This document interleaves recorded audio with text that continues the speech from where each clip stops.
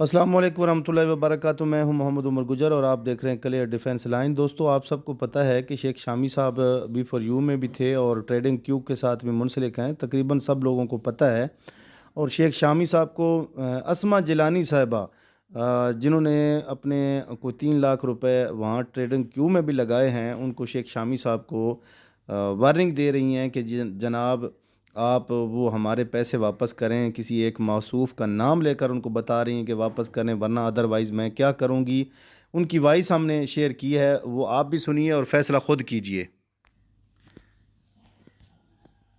ये करनी थी, फोन इस वजह से किया था। एक तो वो तौसीफ वाली बात डिस्कस करनी थी और दूसरी आपसे ये बात करनी थी कि ये इनको अब्दुल बासित, ये बसीर, ये जो दो सजावल, जो कुछ को जो कोई भी है ना, सूबेदार या जो भी है, मेरे हस्बैंड के लगे हुए 3 लाख रुपया। उनसे कहें चुप करके खामोशी से उसका 3 लाख रुपया उसको वापस कर दें।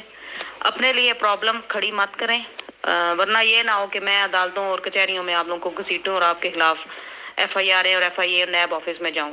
इन लोगों को मेरा पैगाम दे दें कि खामोशी से मेरे शोहर के पैसे और उनकी आइडिया क्लियर कर दें। हमारा इनके साथ कोई वास्ता नहीं होगा। अपने लिए उनसे क्या मुश्किलात खड़ी करनी है तो वो कह रही हैं कि कर लें। अगर उन्होंने पैसे मेरे हस्बैंड के क्लियर नहीं करने तो फिर वो कह रही हैं कि मैं नैब FIA और इदारों में चली जाऊंगी।